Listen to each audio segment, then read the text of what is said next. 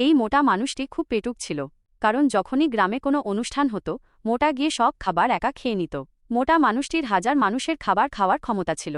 যতক্ষণ না খাবার শেষ হতো ততক্ষণ মোটা মানুষটি খেতে থাকত, যার কারণে অন্য লোকেরা খাবার পেত না। এই জন্য সব গ্রামবাসী মোটা মানুষটির ওপর বিরক্ত হয়ে গিয়েছিল। প্রতি বছরের মতো গ্রামে পাথর তোলার প্রতিযোগিতা হতো, যেখানে গ্রামের অনেক লোক অংশ নিত।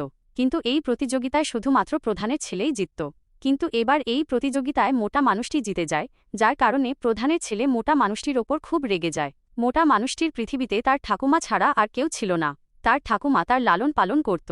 ঘরে যত খাবার রান্না হতো সবটাই মোটা মানুষটি খেয়ে নিত, যার কারণে তার ঠাকুমা খাবার পেত না। তাই কখনো কখনো তাকে উপোস থাকতে হতো। কিন্তু তা সত্ত্বেও ঠাকুমা মোটা মানুষটির খুব যত্ন করত। এখন মোটা মানুষটির ঠাকুমা মারা যান। এই জন্য মোটা মানুষটিকে এখন খাওয়ানোর জন্য কেউ নেই। সে প্রতিটি বাড়িতে গিয়ে খাবার চায়, কিন্তু তাকে কেউ খাবার দেয় না। সবাই তাকে কটাক্ষ করে। তারপর মোটা মানুষটি তার দাদির কবরে গিয়ে কাঁদতে শুরু করে। পরবর্তী অংশটি দেখার জন্য সাবস্ক্রাইব করে লাইক করে দিন।